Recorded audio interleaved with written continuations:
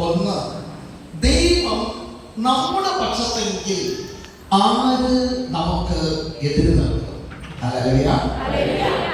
ഈ വചനം നമ്മൾ അനേകം പ്രാവശ്യം നമ്മൾ കേട്ടിട്ടുള്ളതായിരിക്കാം, ധ്യാനിച്ചിട്ടുള്ളതായിരിക്കാം. കേട്ടപ്പോൾ വളരെ സിമ്പിളാണ്. ഇത്ര സിമ്പിളാണോ?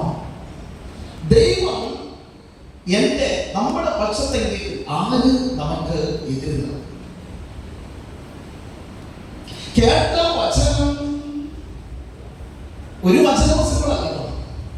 കേട്ട വചനം ഇത് ഞാൻ കേട്ടിട്ടുണ്ട്, ഒരുപക്ഷെ നമ്മൾ ചിന്തിച്ചിട്ടുണ്ടാവാം. നമ്മുടെ നിന്റെ പച്ചയായ ജീവിതത്തിലേക്ക്, പച്ചയായ ജീവിതത്തിലേക്ക് മനസ്സൊന്ന് ഓടിച്ച്, നിന്റെ ജോലിയിൽ നീ എത്രമാത്രം മിടുക്കണം,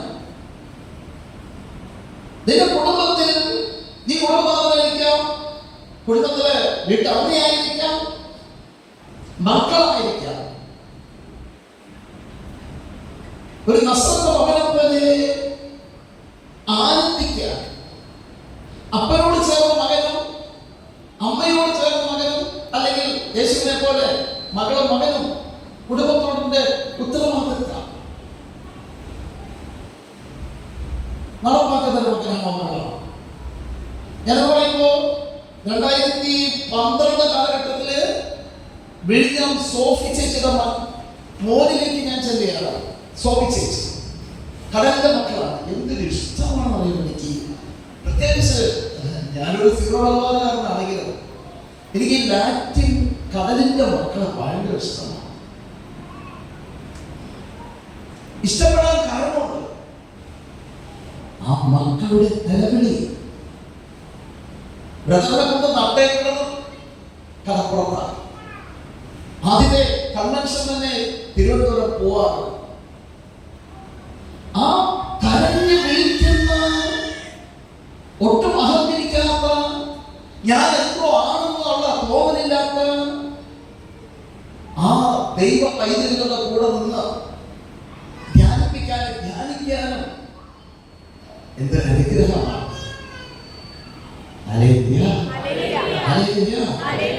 സോഫി ചേച്ചിയുടെ മകൻ 8ാം ക്ലാസ്സിൽ പഠിക്കുന്ന മകൻ വള്ളത്തിൽ പോകുന്ന മകനാണ്. എത്രയില്?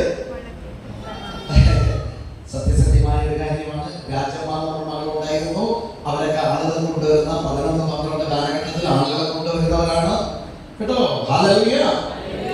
എന്നെ കേൾക്കുന്ന ദൈവത്തിലെ 8ാം ക്ലാസ്സിൽ പഠിക്കുന്ന 3 മക്കളില് ലാസ്റ്റ് ഉള്ളവൻ വള്ളത്തിൽ പോയി.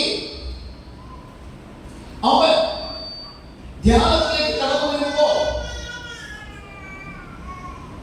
ചിലപ്പോൾ 25, 50, 150, 500, 600 രൂപയെ കൊണ്ട് വരികയാണ്. ഞാൻ പൈസയുടെ വലിപ്പമോ ദശാംശത്തെ കുറിച്ചോ ഒന്നുമല്ല നിങ്ങളുടെ മൈൻഡിലേക്ക് ഞാൻ കൊണ്ടുവരും. 8ാം ക്ലാസ്സിൽ പഠിക്കുന്ന മകന് അവന്റെ അമ്മ ചായ കുടിക്കാൻ കൊടുക്കുന്ന പൈസ മാറ്റി വെച്ച് എന്നെ ചിന്തിപ്പിച്ചതാ. അതുകൊണ്ട് എന്നെ പറഞ്ഞ വഴി പറഞ്ഞത് അതാ ഈശോനെ പറയുന്നത്, മാറ്റി വെച്ചിട്ട് അവൻ ദൈവത്തിന് നൽകുന്നു. അത് എവിടെ കൊടുത്താലും ഇവിടെ തന്നുകൊണ്ട് തരണം ഒന്നും അല്ല ഞാൻ പറയുന്നത് കേട്ടോ. ദൈവത്തിന് കൊടുത്തു. അവൻ ആരാ? അതേ സ്ഥലത്ത് വെറും 10ാം ക്ലാസ് മാത്രം പഠിച്ച ചെക്കൻ, അവന്റെ പേരെന്താ? ഫ്രാൻസിസ്. ഇന്നിപ്പോ ഫ്രാൻസിലാ. ഹല്ലേലൂയ. അതൊക്കെ കടൽപ്പണിയാണ്. പ്രാർത്ഥിക്കും. ഇവിടെ വന്നാണല്ലോ ഫ്രാൻസിൽ നിന്ന് വന്നിട്ട് അവിടെ വന്ന് ഇരുന്നു. ആ ചെക്കൻ ആരും നോക്കുന്നില്ല. അവന്റെ അവന്റെ മാതാവിന്റെ ഗുണങ്ങൾ, മാതാവ് വഴി ദൈവം തരുന്ന അനുഗ്രഹങ്ങൾ നോക്കിയിട്ട് മുന്നിരിക്കുക. 10ാം ക്ലാസ് കടൽ പണിയെടുത്ത് പാസ്സാവുന്നു. +1 അവിടുന്ന് M.Com പാസ്സാവുന്നു. MBA പഠിക്കാൻ ഫ്രാൻസിൽ പോകുന്നു. ഹല്ലേലൂയ. അധ്വാനിക്കുന്നവരുടെ കൂടെ കർത്താവ് നെറ്റിയിലെ വിയർപ്പുകൊണ്ട് നീ അപ്പം ഭക്ഷിക്കും. ശുശ്രൂഷയും ജോലിയും പഠനവും ജോലിയും ആവുമ്പോൾ റെസ്പോൺസിബിലിറ്റി കൂടും, ഉത്തരവാദിത്വം കൂടും. ഹല്ലേലൂയ. യേശുവേ നന്ദി. ഞാൻ പറഞ്ഞു നിങ്ങൾക്ക്, ദൈവം നമ്മുടെ പക്ഷത്തെങ്കിൽ ആര് നമുക്ക് എതിര് നിൽക്കുക?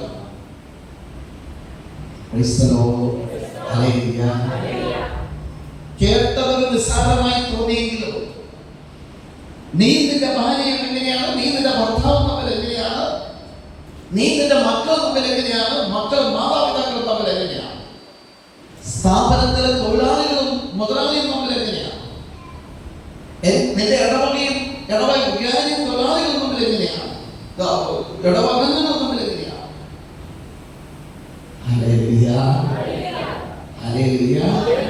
യേശുവേ നന്ദി. അവിടെയെല്ലാം ഒരു അകലച്ച ഉണ്ടോ? നിന്റെ പച്ചയായ ജീവിതത്തിൽ, നിന്റെ തൊഴിലുകളിൽ ഒരു അകലച്ച ഉണ്ടാവും. അടുക്കളതും അടുത്തുകൂടി നടക്കുന്നതും സാധാരണ ഇഷ്ടമല്ല. പിരിപ്പിക്കുന്നതും ആനന്ദം തള്ളിക്കളയുന്നതും തീ തല്ലിക്കെടുക്കുന്നതാണ് സാധാരണ ഇഷ്ടം. ഞാൻ മനക്കോട്ട് കിട്ടുന്നവരാണ്. അങ്ങനെയാണ്, ഇങ്ങനെയാണ്, അതാണ്, ഇതാണ്. ഇവിടെ ഒരു അപ്പച്ചനുണ്ട്, ഒരു അമ്മയുണ്ടോ, 50 വർഷമായിട്ട് പോകാത്ത ധ്യാനയന്ത്രങ്ങളില്ല, പോകാത്ത പ്രാർത്ഥനകളില്ല, വൈദ്യരില്ല, ആത്മായ പ്രേക്ഷകരില്ല. ഈ പുൽക്കൂട് പോലെ ഒരു പാവപ്പെട്ട ഒരു ധ്യാനകേന്ദ്രത്തിലൂടെ ആ മകന് മാനസാന്തരപ്പെടുക. കഞ്ചാവ്, മയക്കുമരുന്ന്, ലോകത്തെ ആ ചേച്ചി പറയുന്നതാണ്, ലോകത്ത് എന്തൊക്കെ പാവമുണ്ടോ അതൊക്കത്തിലായിരുന്ന മനുഷ്യൻ. ഇന്നിപ്പോ 3 വർഷം, അടുത്ത ജനുവരി വരുമ്പോൾ 3 വർഷമാകുന്നു മദ്യപാനവും ഈ മയക്കുമരുന്നൊക്കെ ഉപേക്ഷിച്ചത്. കയ്യെഴുതി ശ്രദ്ധിക്കുന്നത് എന്തുകൊണ്ട്? ആ തീ, പരിശുദ്ധാത്മാവാകുന്ന തീ ആ മകനിൽ ഉള്ളത് കൊണ്ടാണ്, ദൈവം ആ മകന്റെ പക്ഷത്ത് ഉള്ളത് കൊണ്ടാണ് അതിൽ നിന്ന് ഒഴിഞ്ഞു മാറുവാനായിട്ട് ആ മകന് സാധിക്കുന്നത്. ഇനി പലർക്കുള്ള സങ്കടം, കുറെ നാളുകളായി ഞങ്ങൾ ഇങ്ങനെ പ്രാർത്ഥിക്കുന്നു, ഇന്നതുപോലെ ഞാൻ പ്രാർത്ഥിക്കുന്നു ഒത്തിരി നാളുകളായി, പക്ഷെ ഒന്നും കിട്ടുന്നില്ല, ഒന്നും നടക്കുന്നില്ല. എന്തുകൊണ്ട്? എന്തുകൊണ്ട്? എന്തുകൊണ്ട്? നീ തന്നെ മനസ്സിലാക്കി. എന്തുകൊണ്ട് നിന്റെ അപ്പന് സൗഖ്യം കിട്ടുന്നില്ല? എന്തുകൊണ്ട് നിന്റെ മകന് സൗഖ്യം കിട്ടുന്നില്ല?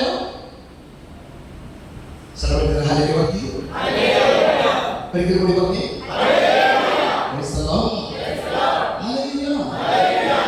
മക്കളെ.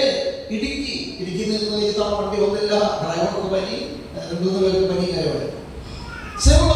അവിടെ തോപ്രാംകുടി എന്നുള്ള സ്ഥലത്ത് ബ്രദർ പ്രാർത്ഥിക്കാൻ ചെന്നപ്പോൾ ഒരു ഹിന്ദു അമ്മച്ചിയാണ്, നല്ല ആരോഗ്യമാണ്, ഒരു 35 വയസ്സിൽ കൂടുതൽ പ്രായം കുറച്ചുകൂടി തോന്നിക്കുന്നത്, 35 വയസ്സിന്റെ ആരോഗ്യമുള്ള അമ്മച്ചി, ജന്മന സംസാരിക്കാത്ത അമ്മ, ജന്മന കേൾക്കാത്ത അമ്മ. ആ വീട്ടിൽ എന്നോട് പറഞ്ഞു, ബ്രദർ ഇവിടെ എവിടെ പറ്റി കല്യാണം വെച്ചിരിക്കുന്നത് അറിയാമോ? ഞങ്ങളുടെ നാട് യവറോട് താഴ്ത്തപ്പള്ളിയുടെ എന്നാണ് ഒരു പെങ്ങളെ ഇങ്ങോട്ട് കെട്ടിച്ചിരിക്കുന്നവരുടെ. അവരെന്നെ കൊണ്ടുപോയി പ്രാർത്ഥിച്ചത്. ആ അമ്മയ്ക്ക് വേണ്ടി പ്രാർത്ഥിച്ചപ്പോ വലത് ചെവിയിലും കുരിശ് വെച്ചു, ഈശ്വരനാമത്തിൽ ഈശോ വെച്ചു. അപ്പൊ അമ്മ ഇങ്ങനെ കാണിക്കണ്ടായിരുന്നു. എന്നാൽ ഇടത് ചെവിയിൽ വെച്ചപ്പോൾ അടക്കമില്ല. ഒരു കാര്യം പറഞ്ഞു, ഞാൻ പറഞ്ഞു ഈശോ അമ്മച്ചിനെ തൊട്ടോട് സുഖപ്പെടുത്തുന്നുണ്ടോ എന്ന് പറഞ്ഞുകൊണ്ട് ഞാനങ്ങനെ പോയി വിളിച്ചു പറഞ്ഞിരിക്കുകയാണ്. ഏലത്തോട്ടത്തിൽ, ഏലക്കാട്ടിൽ പോയി ജോലി ചെയ്യുമ്പോൾ കിളികളുടെ സ്വരം കേൾക്കുന്നു, ശബ്ദങ്ങൾ കേൾക്കുന്നു. ചെവിട് കേൾക്കാത്ത 80 വയസ്സ് വരെ ജീവിച്ച അമ്മയ്ക്ക് ഈ പാവപ്പെട്ടവനിലൂടെ എന്റെ പ്രിയപ്പെട്ട ഈശോ വന്ന് സുഖപ്പെടുത്തുക. അത് എന്റെ വിടുക്കല്ല, ഈ ഇരിക്കുന്ന മകൾ നിനക്ക് ഇരിക്കുന്ന മക്കൾക്ക് അവർക്ക് നിങ്ങളിലൂടെ നിന്റെ ഹൃദയത്തിൽ വസിക്കുന്ന കർത്താവ്, ജീവിക്കുന്ന ദൈവം, ജീവനുള്ള ദൈവം നിന്റെ ഫ്രണ്ടിൽ വന്നിട്ട് അവൻ യാചിക്കുകയാണ്. നിന്റെ ഹൃദയത്തിൽ എനിക്കൊരു കൂടാരം പണിയണം. വെളിപാട് 21 ഇതാ ദൈവത്തിന്റെ കൂടാരം മനുഷ്യരുടെ കൂടെ. അകത്തെയാണ് ദൈവത്തിന്റെ മേലെ കൂടാരം സ്ഥാപിക്കുന്നത്. ആ കൂടാരം സ്ഥാപിക്കുന്നത് നിന്നെ ഉയർത്തിക്കൊടുക്കാനും നിന്നിലൂടെ നിന്നിലൂടെ അനേകം മക്കളെ കർത്താവിലേക്ക് കൊണ്ടുവരുവാനാണ്. അവൻ ദാഹത്തോടെ ഒരു യാചകനെ പോലെ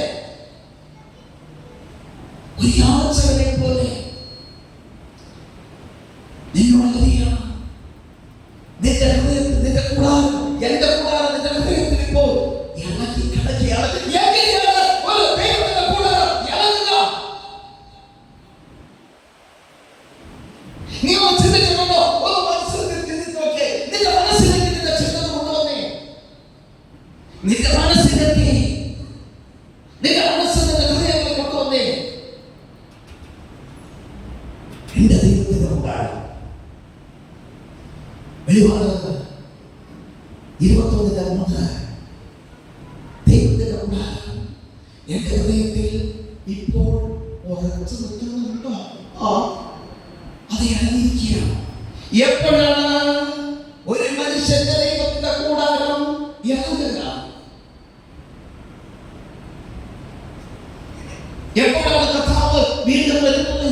മകനേ, നിന്റെ ഹൃദയത്തിൽ എന്റെ കൂടാരം ഞാനൊന്ന് ഉറപ്പിച്ചോട്ടെ.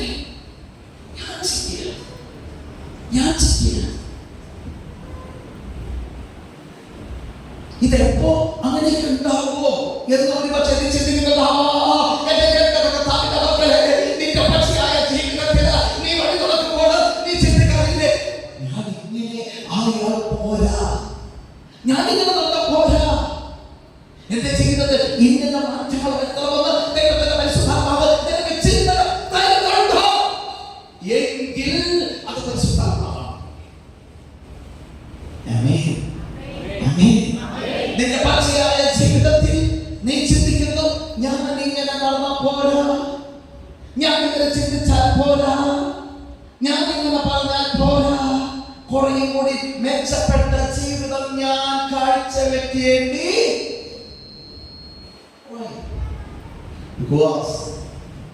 ജീവിതം ചേർത്ത് മരണമുറപ്പ്, നിത്യജീവൻ വളരെ വലുതാണ്.